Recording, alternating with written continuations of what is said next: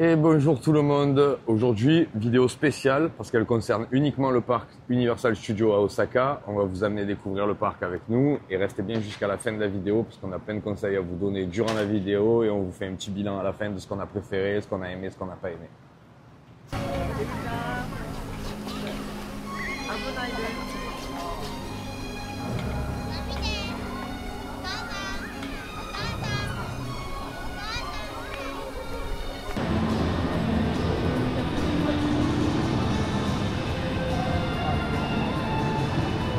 Alors, on commence par Hollywood Dream et du coup ça a l'air pas mal, il n'y a pas beaucoup de queue, on en a que pour 20 minutes, on n'a pas utilisé les passes qu'on a achetées.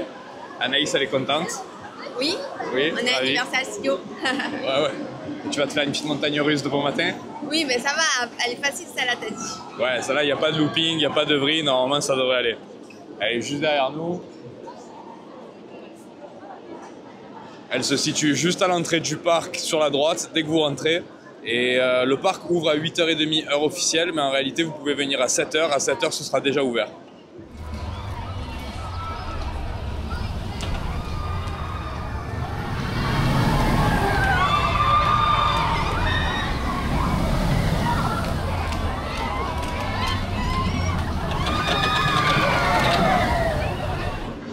Alors, première impression sur ce manège. Déjà, on ne pourra pas vous filmer l'intérieur des manèges parce que ça scanne, ça contrôle, il y a détecteur de métaux. On voulait essayer de passer la caméra comme on a fait sur la vidéo précédente, mais c'était beaucoup trop compliqué. Et Anaïs, elle a kiffé, elle. Elle a les jambes qui tremblent. Elle n'a jamais fait d'attraction comme ça, donc forcément, c'est un peu nouveau.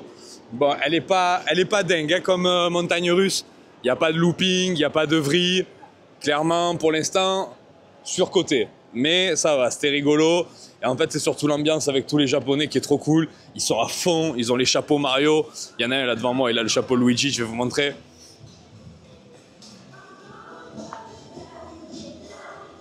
Par contre, il y a énormément de monde. On est samedi. Et pour avoir des passes qui nous permettent de faire des coupes-fil, on a été obligé de réserver cette journée-là. Et cette journée-là, apparemment, m'a l'air bien remplie de monde. Fin de semaine, forcément. Donc voilà, première attraction de fête. C'était plutôt cool. Maintenant, on va essayer d'aller dans d'autres parties du parc un peu plus sympas. Le ciel a l'air un peu couvert, donc on va garder les attractions qui sont à l'intérieur pour la suite de la journée. Et voilà, on continue la balade. On a payé super cher. Du coup, on a payé super cher pour avoir des coupes-fil. Et là, on va faire l'attraction Les Dents de la Mer. Normalement, c'est beaucoup plus calme. Il n'y a pas de looping, c'est juste un chariot qui passe sur l'eau. Et ça a l'air super sympa.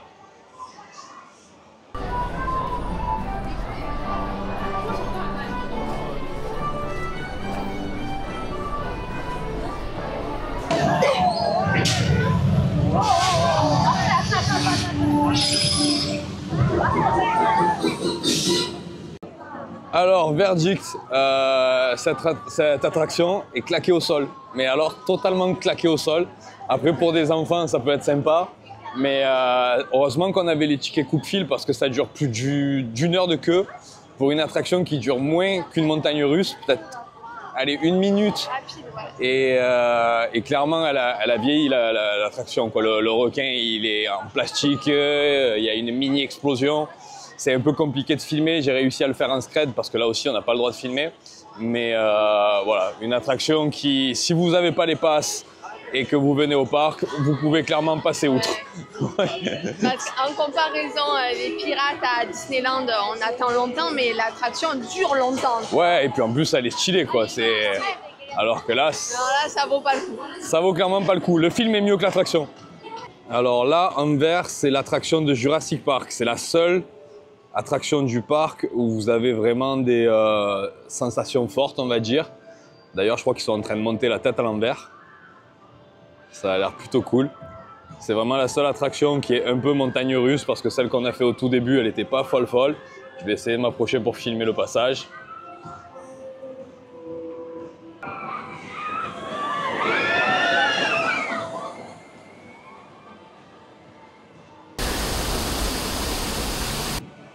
Bon, on vient de rentrer dans la zone de Jurassic Park.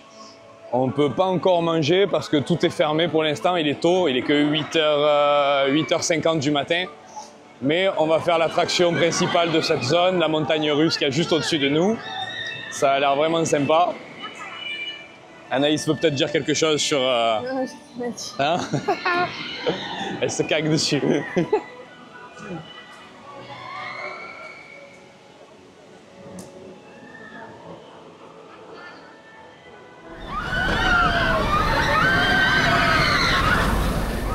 Bon, cette fois encore, on a pris les tickets coupe-fil, c'est inclus dans le pass qu'on a pris. Il y a différentes formules. Nous, on a pris celle avec tous les manèges inclus. Et ça va nous faire gagner 40 minutes de queue, encore une fois. Bon, on vient de terminer l'attraction de Jurassic Park. Et franchement, c'était la meilleure. C'était vraiment la meilleure. De toute façon, j'ai aucun doute que ce soit la meilleure du parc. C'est celle qui a le plus de looping. Et en fait, on est attaché par le torse. Et on est pendu en avant, donc on a les jambes dans le vide. Et c'est trop drôle. Il y a deux petites filles devant nous, elles sont trop mignonnes, elles me font trop rire avec leur pull assorti. Et franchement, c'était très cool. Même Anaïs, ça t'a fait un peu moins peur? Ouais, moi, ça me fait moins peur que l'autre. Ah ouais, vraiment, c'était cool. Et voilà, bah, du coup, maintenant, on a plusieurs heures devant nous avant d'avoir la zone de Mario, parce qu'en fait, c'est par heure. Et on va dans la zone de Mario à 12h40 et on va dans la zone de Harry Potter à 16h30. Donc là, on a toute la matinée maintenant pour faire des attractions pour lesquelles on n'a pas le coupe-fil. Et pour profiter du parc tranquillement. Et je vais essayer de vous filmer les deux petites filles qui sont trop rigolotes devant moi.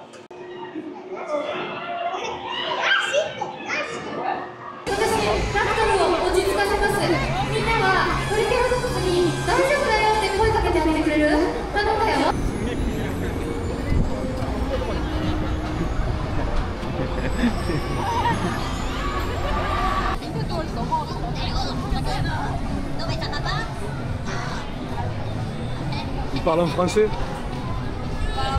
Il a fait non mais ça va pas.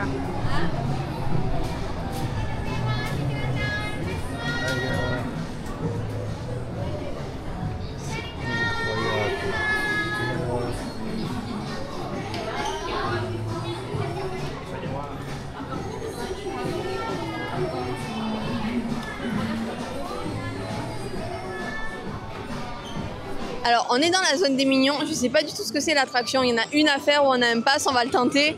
Là. Despicable Me. Mais on sait pas du tout ce que c'est. On va la faire pour voir, parce qu'on a le pass.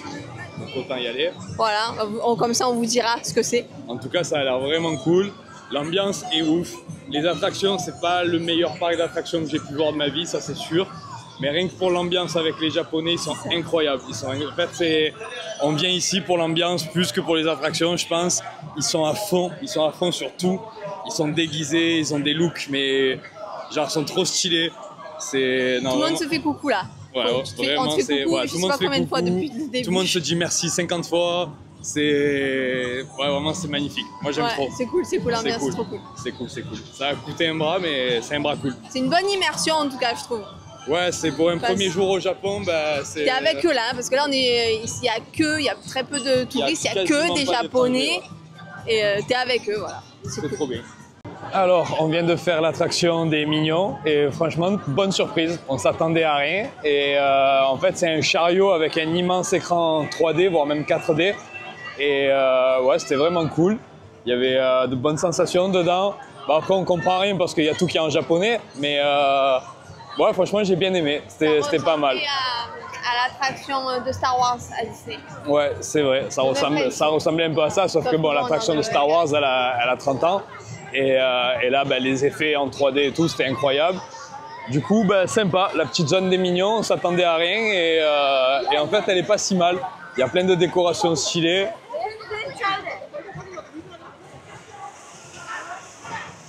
Le parc est vraiment joli. Le parc est vraiment joli, mais c'est vraiment les Japonais, les Japonaises qui font le sel du parc.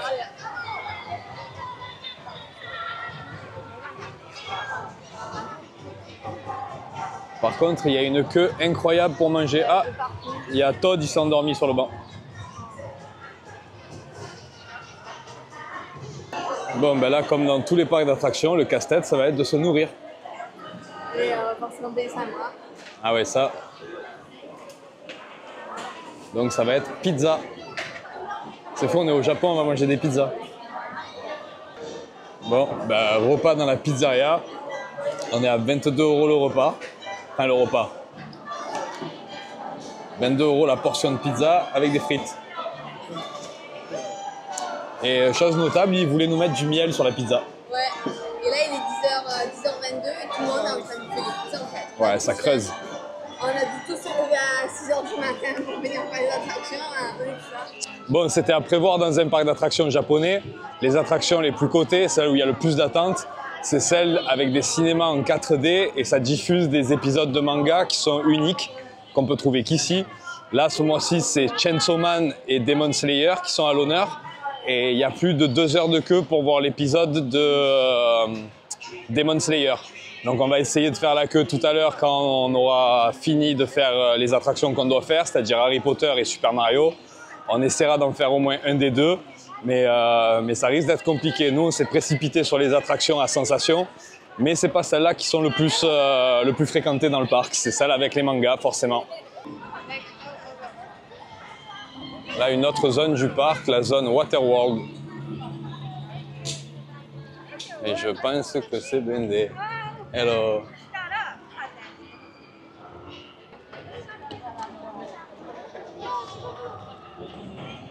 Bon, si on profitait de ce petit moment d'attente, parce que là, on a le spectacle qui est à 11h40, il est 11h11, donc on a 30 minutes d'attente devant nous, pour vous donner quelques tips et conseils pour le parc.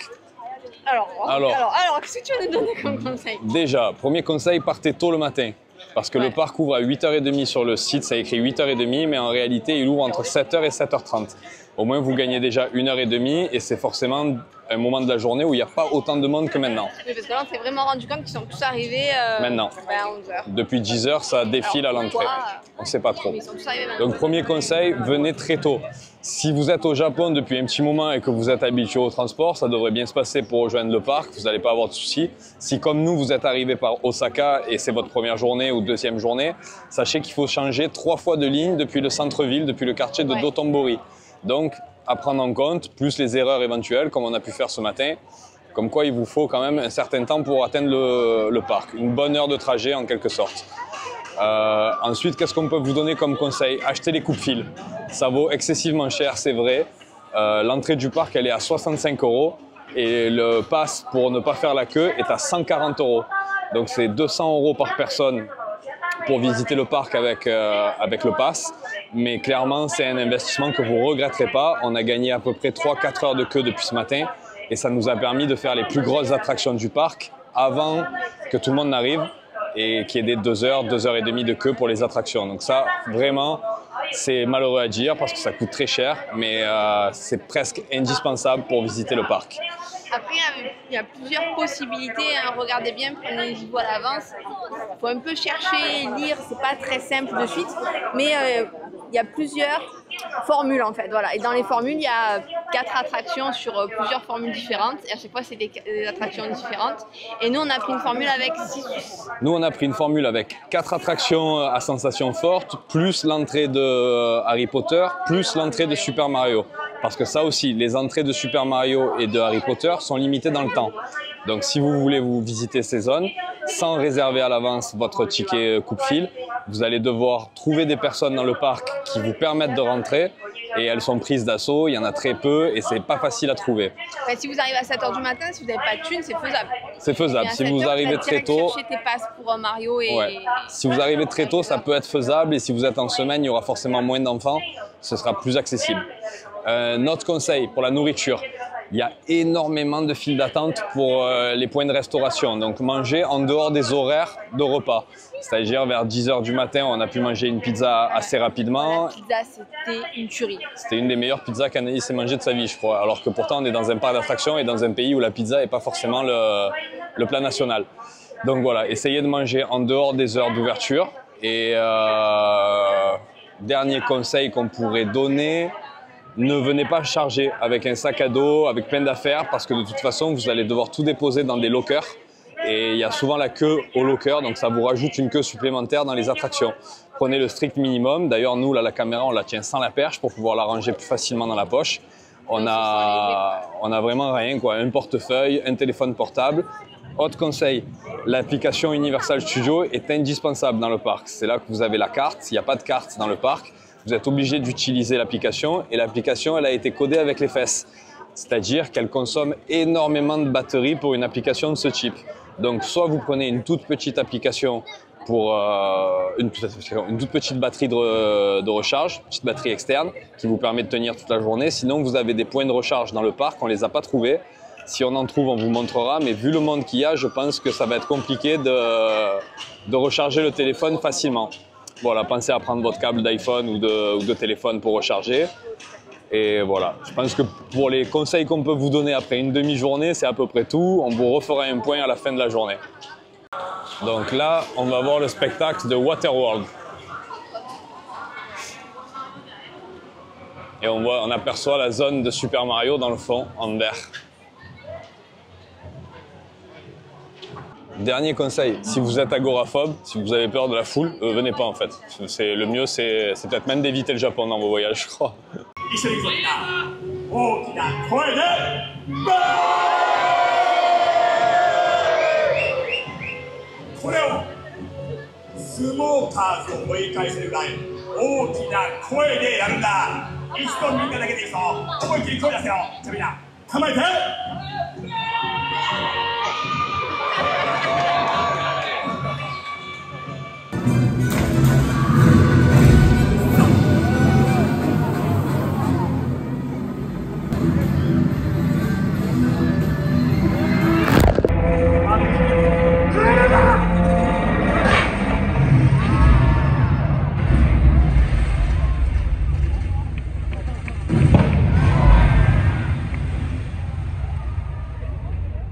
On vient de sortir du spectacle de Waterworld qui a duré une vingtaine de minutes. Ouais, 20 minutes maxi, mais c'était vraiment de la bombe atomique. On est trempé. Ouais, moi je suis trempé de la tête aux pieds. Le micro il a pris sa vague d'eau, c'est bien, on l'a acheté il y a 2 jours. Si vous voulez pas être trempé, vous vous mettre en haut et nous forcément on s'est mis en bas. C'est écrit sur les fauteuils, c'est écrit les endroits où vous allez être mouillé et bien sûr on s'est mis là où on allait être mouillé. Et on a été mouillé. Et on a été mouillé. Le spectacle on l'a filmé avec le téléphone, donc il y aura peut-être une différence de qualité, mais c'était le plus pratique pour arriver à faire des gros plans. Et vraiment ouais, c'était incroyable. Pourtant le film il date clairement. Waterworld, je me rappelle, je le regardais avec ma mère quand j'étais petit avec Kevin Costner. Mais ouais, cool. excellent. C'est cool parce qu'ils ils ont pu faire tout un spectacle avec de l'eau et c'est vrai que on était immergés, on était avec eux. Ah ouais, non, voilà, immersion complète. Trop cool. Ouais. En plus, je sais pas comment ils se sont démerdés, mais ils ont trouvé une cascadeuse blonde aux yeux bleus magnifique. qui parle japonais. C'était c'était trop rigolo. Bon, vous allez voir de toute manière un petit peu, mais c'est vraiment à faire. Alors là, on est dans la partie pour les enfants. C'est la partie Wonderland. Mais ouais, c'est les adultes qui sont dans les manèges. Elle est super bien, franchement c'est très bien décoré, c'est très joli, il y a plein d'attractions pour les petits. Il n'y a pas d'attente pour les enfants, donc ça c'est cool parce que ils ont moins de patience et il n'y a pas d'attente. Il n'y a pas beaucoup d'attente pour les jeux, la décoration elle est assez belle et c'est japonais quoi, c'est trop mignon.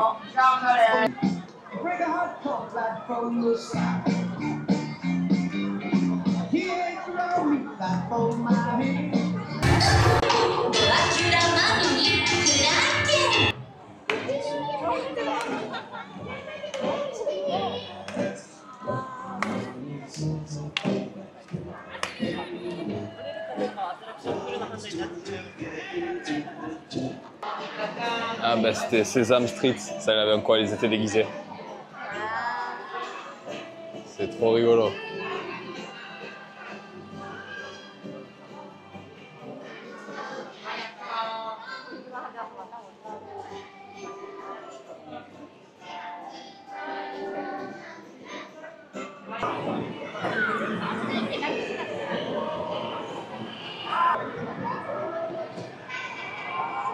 Là, on se dirige vers la zone de Harry Potter où on a réservé une entrée pour 12h40 parce que les zones Harry Potter et Super Mario sont limitées dans le temps. Enfin, vous pouvez rester autant que vous voulez apparemment, mais par contre, vous pouvez rentrer qu'à une horaire définie en ayant un ticket d'entrée supplémentaire. Alors, ça s'achète pas en plus, ça fait partie du prix du parc. Seulement, il faut le réserver et c'est limité dans le temps. Donc, si vous ne réservez pas au bon moment, vous n'avez pas la possibilité de rentrer dans ces zones-là. Donc là, nous, c'est pour 12h40, il est 37. On avance tranquillement vers l'entrée de cette zone. Et on a 2 manèges à faire dans cette partie du parc. Et ensuite, on aura la zone de Super Mario à 16h40.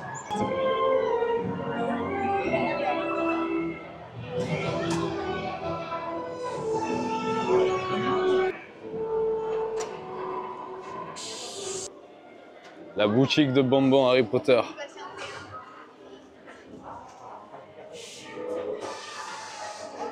Wow. Incroyable.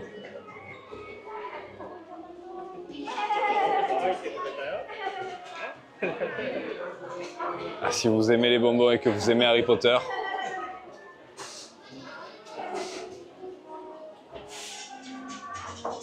bon alors clairement la zone Harry Potter c'est une des plus belles du parc. C'est, on dirait le film, vraiment on se croirait dans le film.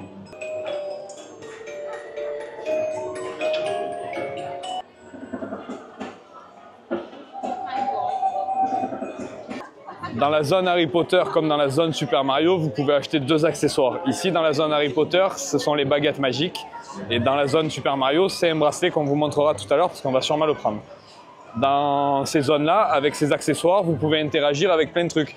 Il y a des portes qui s'ouvrent, il y a des petits dragons qui s'animent. Et en fait, tout le monde a la baguette ici. Ils sont même déguisés en Harry Potter, c'est ouf. Et bon, on va pas acheter les 2 accessoires parce que ça fait quand même 50 € en plus. On va prendre le bracelet Super Mario parce qu'il a l'avantage d'être un amiibo pour la Switch. Et comme j'ai 2 neveux fans de Super Mario et de jeux vidéo, le bracelet aura une utilité en France. Voilà. Ollivander, c'est le vendeur de baguettes magiques. Et c'est là que tu dois acheter ta baguette.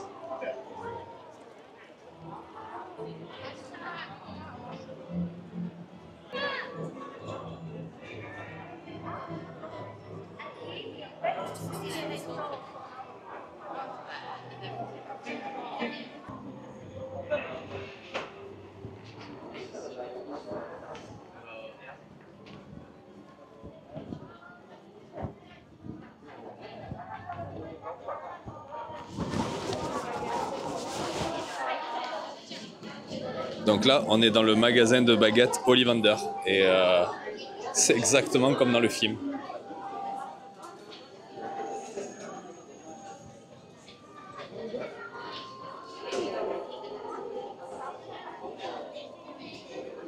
Ils sont tous habillés en Harry Potter, ils sont venus déguisés. C'est vraiment les Japonais, c'est eux l'attraction principale de ce parc.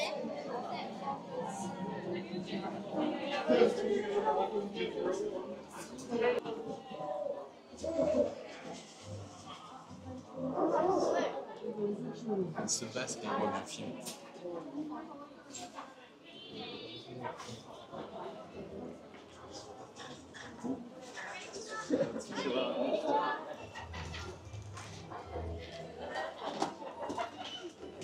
One Piece.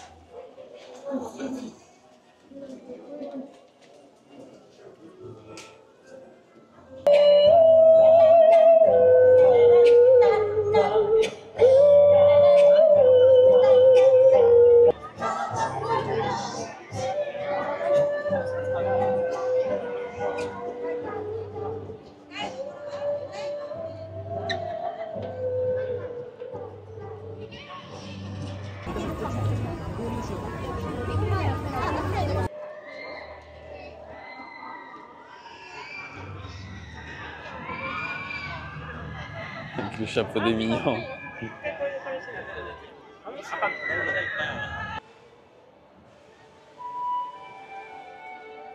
Incroyable. Elle? Je sais pas. Stylé. Elle est là. Alors, petit débrief de la zone Harry Potter. On a fait les 2 attractions principales. Et alors, il y en a une, elle est nullissime. Mais alors vraiment nullissime, c'est la mini... Ouais, pour les enfants.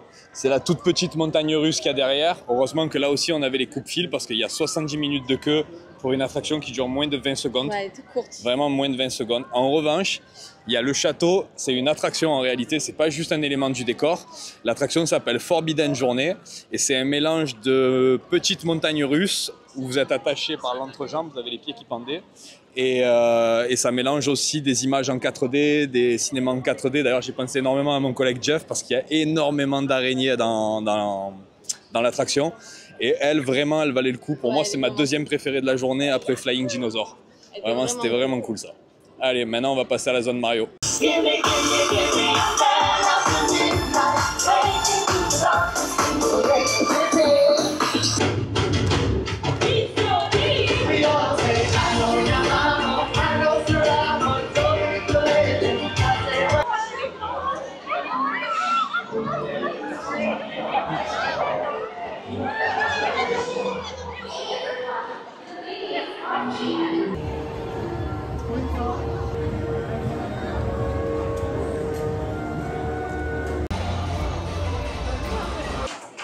Alors là, on part voir un épisode de Chainsaw Man en 4D qui existe uniquement dans le parc. On a fait une demi-heure de queue pour entrer ici.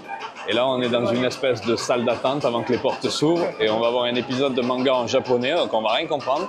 Mais c'est cool. On est avec plein de japonais qui, eux, sont super contents d'être là apparemment.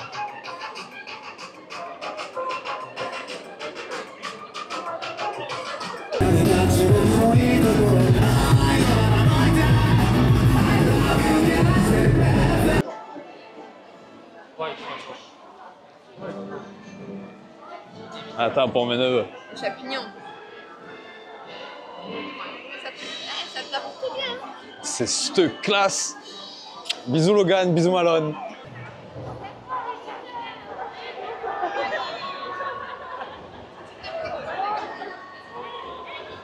Allez, combien ça coûte 4003. 4300 yens le t-shirt.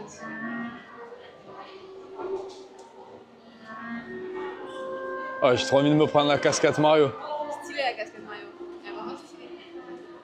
On est dans la boutique Super Mario et clairement tout coûte un bras. Je voulais me prendre une casquette Luigi, genre celle-là, pour remplacer la mienne. C'est 25 € la casquette. Merci Luigi.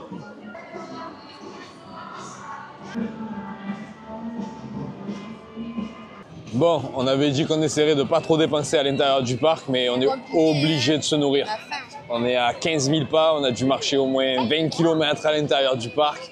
Et voilà, du coup petit hot dog. Bon les gars, 25 € en plus pour un bracelet. Mais il sert d'amiibo pour la Switch, donc du coup ça fera plaisir aux neveux. Et avec ça on peut interagir dans le parc et débloquer des jeux, des petites animations, des trucs comme ça, des trucs de couillons quoi. Et on s'est fait couillonner.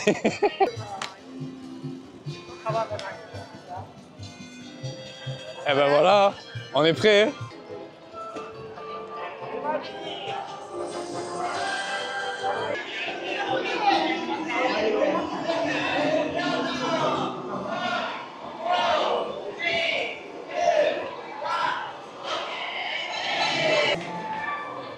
Et voilà le monde de Super Mario. Le tant attendu, celui pour lequel on a dépensé autant d'argent.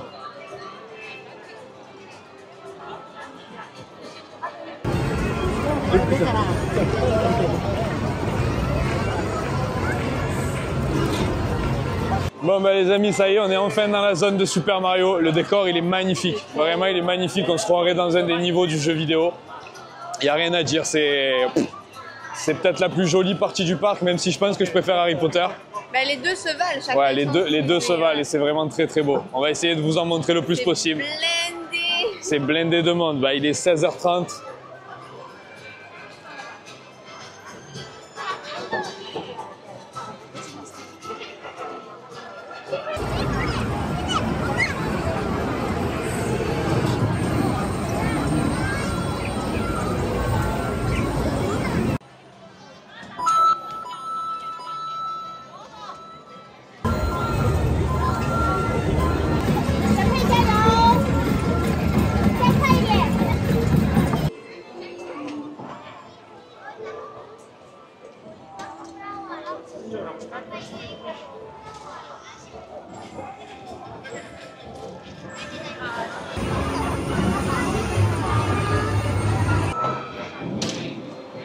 Hein?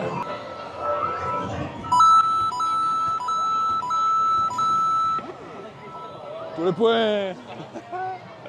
Ah, c'est stylé, vous pouvez interagir avec le bracelet.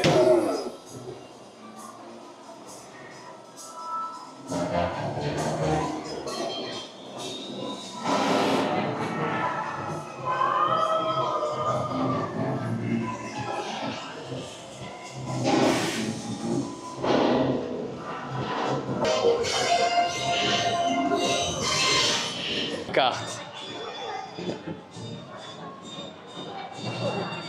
Arigatou gozaimasu.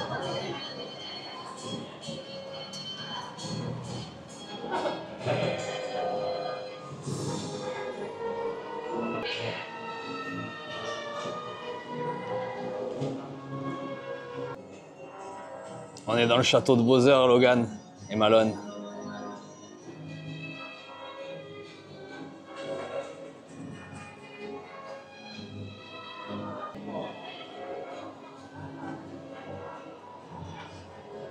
Bon les amis, on va faire l'attraction Mario Kart.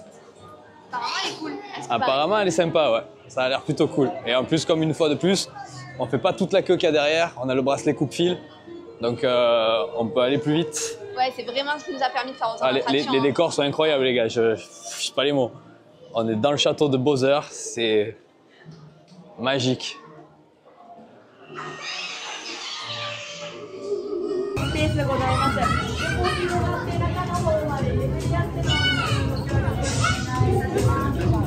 Bon, on a l'air de deux clowns, hein, mais deux clowns qui s'amusent bien. Mais ouais, ça va, c'est rigolo. C'est rigolo, leur casque. On va faire l'attraction Mario Kart.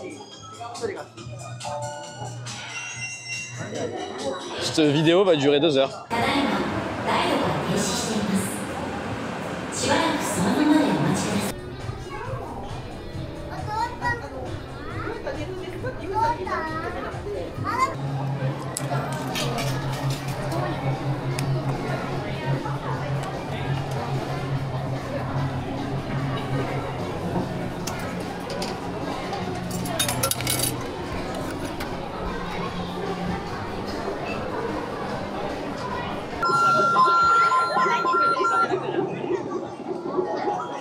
On va se faire une nouvelle attraction, peut-être la dernière de la journée, ou pas, si on arrive à faire l'attraction de Demon Slayer. Mais enfin, c'est pas une attraction, c'est un film, mais c'était vraiment l'attraction la plus sollicitée du jour. Donc on va essayer de se faire juste, je pense, encore une balade dans le parc. Et on termine sur le monde de Yoshi. Alors c'est une attraction pour enfants, hein. Clairement c'est pour enfants. Mais c'est celle qui permet d'avoir de jolis points de vue sur la zone de Mario. Et peut-être que j'arriverai à sortir la GoPro pendant le truc, je pense.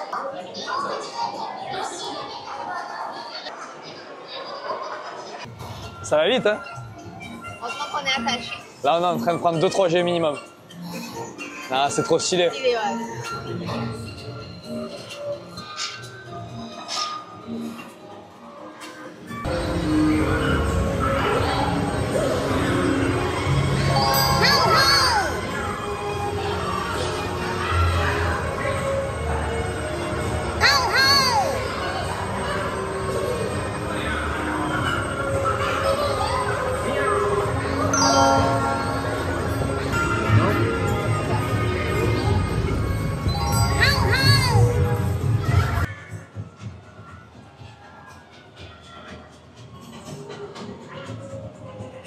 Et là, les gars, pour ceux qui viendront dans pas longtemps, vous avez juste derrière ce mur la zone Donkey Kong qui va ouvrir.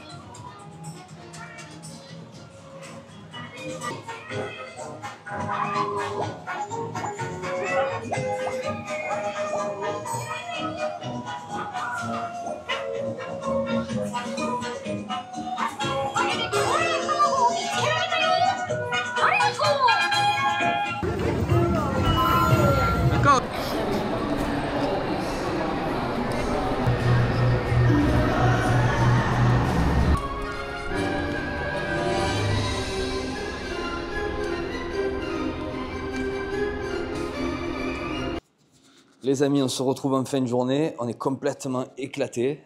Chaos total. Ah ouais, chaos total. Cette journée nous aura ruiné. C'est la première au Japon et on n'a pas perdu de temps. On est parti directement sur le parc Universal Studios. On est arrivé là-bas à 7h15 du matin, mais il nous a fallu plus d'1 heure de transport pour y arriver. C'était assez épique, mais bon, on a réussi à arriver parmi les premiers. Et la journée fut épuisante. Donc on va pas tarder à se quitter, mais avant ça, on voulait vous donner notre top 3 des attractions qu'on a vraiment préférées là-bas. En premier, Flying Dinosaur, c'est l'attraction sur la thématique de Jurassic Park, dans la zone de Jurassic Park. Elle est vraiment cool, c'est une montagne russe et vous êtes dans une position que j'en ai fait des parcs d'attractions, mais ça, j'avais jamais vu. Vous êtes carrément tenu par le ventre et par les épaules et vous êtes penché en avant.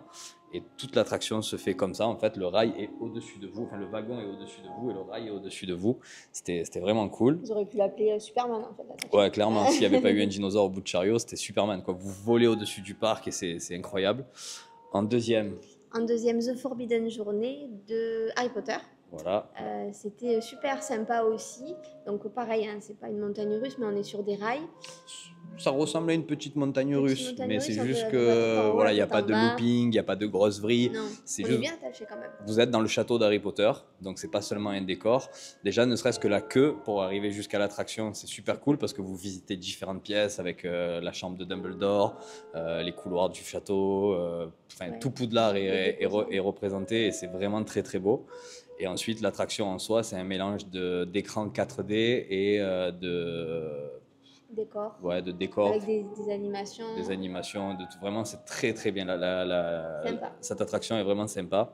Désolé si on est un peu fatigué et qu'on cherche nos mots. Et en dernier, c'est un spectacle, c'est le spectacle de Waterworld. Alors c'est un vieux film. Le spectacle a lieu tous les jours à 11h30 et vraiment il vaut le coup. Des cascades en fait. Hein. Ouais, c'est des cascades en jet ski avec un énorme bassin et si vous vous asseyez devant, vous vous faites arroser. Alors c'est dommage, on comprend pas tout ce qui se dit parce que le spectacle est en japonais, mais vraiment c'était cool, ça valait vraiment la peine.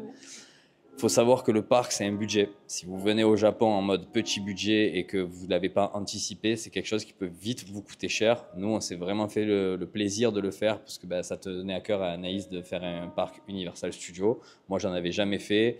Il y a la zone Nintendo à l'intérieur. Alors, la zone Nintendo n'est pas dans notre coup de cœur, mais les attractions de la zone ne sont pas dans notre coup de cœur, mais la partie Nintendo est incroyable. Elle est vraiment fantastique. Et j'ai envie de dire que malgré le top 3 qu'on donne, la réelle attraction numéro 1 de ce parc, c'est les Japonais. Les Japonais font le sel du parc, en fait. Ils sont terribles, ils sont déguisés, ils sont fun, ils vivent le truc à 1000%. Et en fait, de les voir, c'est en soi une attraction. Et ça, c'était vraiment, vraiment cool.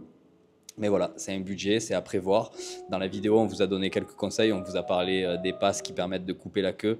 C'est pour moi un indispensable, surtout selon la période dans laquelle vous venez. Si vous venez pendant la période de vacances françaises, européennes ou pendant les périodes de vacances japonaises, ça peut vite être très très long. Aujourd'hui, il y avait déjà des 1h, 1h10 de queue. Si je peux vous donner un conseil et que vous aimez les mangas aussi, commencez par les attractions manga parce qu'elles sont prises d'assaut. Forcément, on est au Japon, les gens surkiffent les mangas et peut-être encore plus que les montagnes russes. Donc nous, on a fait comme on fait dans un parc d'attractions classique, on s'est dirigé vers les plus grosses attractions, pensant que c'était celle-ci où il y aurait le plus de queue. Et celle où on n'avait pas le pass, la première qu'on a faite, on n'avait pas de pass, comme ça on savait qu'on attendait le moins possible. C'est vrai aussi. Mais au final, je pense que c'est plutôt celle des mangas qui mérite d'être fait directement. Le parc ferme à 21h30, nous on est parti à 18h, il commençait à faire nuit, on était sur les rotules, on avait tout fait de toute façon, mis à part une attraction, j'ai un peu le regret, c'était... ah là là, je me rappelle plus. Avec le manga. C'était avec un manga et je cherche le nom du manga. Je le mettrai sûrement dans la description en dessous. Mais, et la parade, tu as oublié la parade? Et la parade, oui, la parade on l'a pas faite, mais bon, ça c'est pas trop grave, c'était pas trop notre délire. Mais voilà, c'était vraiment une journée exceptionnelle. On s'est régalé du début à la fin, on est retombé en enfance et on a eu du mal un peu à quitter le parc à la fin parce que c'était vraiment trop cool. Mais bon, il fallait retourner en centre-ville, on avait 3 trains à prendre, enfin 3 trains métro, on sait pas trop ce que c'est. Et d'ailleurs, on en a pris que 2 parce qu'on s'est encore perdu. On s'est perdu pour y aller, on s'est perdu pour revenir. Je pense que le Japon va mettre un petit temps avant de réussir à s'adapter au transport. C'est vraiment quelque chose. C'est compliqué. Et... il y a beaucoup de lignes, il y a beaucoup de couleurs, il y a beaucoup de mots. Il y a beaucoup de mots en japonais surtout. C'est pas facile. Mais ça se fait, on a réussi à y aller, on a réussi à revenir. Et de toute façon, les taxis sont hors de prix, Uber est hors de prix. Il y a une application qui s'appelle Go Japan, qui est l'équivalent de Uber, qui est un peu moins cher, mais ça reste hors de notre budget de toute façon. Et voilà, donc cette vidéo, elle est un peu, c'est un peu un hors-série du Japon, c'est-à-dire que je la sortirai probablement après la vidéo de notre arrivée à Osaka, parce qu'on n'a pas voulu la mêler avec celle d'Osaka, ça aurait été beaucoup trop long, il y a beaucoup trop de choses à montrer, beaucoup trop de choses à dire. Là déjà, rien que tout ce qu'on est en train de dire, ça prend déjà 5 minutes. Et puis s'il y a des gens qui veulent juste des infos sur le parc Universal, au moins, parce que nous, ça n'a pas été simple pour trouver toutes les infos. Il y a plein de choses qu'on ne nous a pas montrées. Là, on a essayé de faire des vidéos, des plans et de vous donner plus d'explications possibles que nous, on aurait aimé avoir avant de partir. Hein. C'est pour ça qu'on a fait cette vidéo aussi. On espère en tout cas que ça vous sera utile. Voilà, et maintenant, pour répondre à la grande question qui va sûrement être le titre de cette vidéo, alors ce parc, surcoté ou sous-coté? C'est une question difficile, mine de rien. Je dirais qu'il est légèrement surcoté parce que ça reste, c'est le parc, le troisième parc le plus visité au monde. Il y a une foule immense, mais voilà, comme je vous ai dit, les Japonais font le sel de ce parc. Et rien que pour découvrir la culture japonaise et leur délire à fond dans les mangas, dans les costumes, le cosplay et tout, c'est vraiment un endroit à faire, je pense. Maintenant, je pense qu'il peut aussi se faire de façon plus légère, on va dire, sans courir après toutes les attractions, faire un run comme on a fait pour essayer de tout voir et tout faire. Vous pouvez juste y aller pour profiter. Alors oui, vous allez faire un peu plus de queue, mais les décors et l'ambiance valent le coup. La zone Harry Potter vaut vraiment le coup. La zone Super Mario aussi. Ces deux zones, vous pouvez réussir à y accéder si vous arrivez très tôt en obtenant des passes gratuits, en arrivant tôt le matin et en fonçant vers les personnes qui les distribuent, mais encore faut-il les trouver dans le parc. Ils sont tout droit, hein. Après, ils sont tout droits et ils sont habillés en tenue de Super Mario et on ne peut pas les louper. Donc ça, c'est plutôt cool. Et voilà, je pense qu'au bout de 7 minutes, là, c'est le temps de terminer cette vidéo parce que plus les images, plus les 7 minutes, les gens ils vont halluciner. Voilà, on espère que la vidéo vous aura plu. Si vous avez des questions, n'hésitez pas. On se fait un plaisir de vous répondre, vraiment. Ouais, on sera peut-être un peu plus long sur les réponses parce qu'aujourd'hui, on a des journées très chargées au Japon. On se lève très tôt, on va se coucher très tard. Et là, il est plus de 21h et j'attaque à peine un montage. Donc voilà, ce genre de journées qui sont à la fois excellentes mais épuisantes. Et voilà, on vous dit merci. Merci d'avoir regardé. Et à bientôt pour une prochaine vidéo.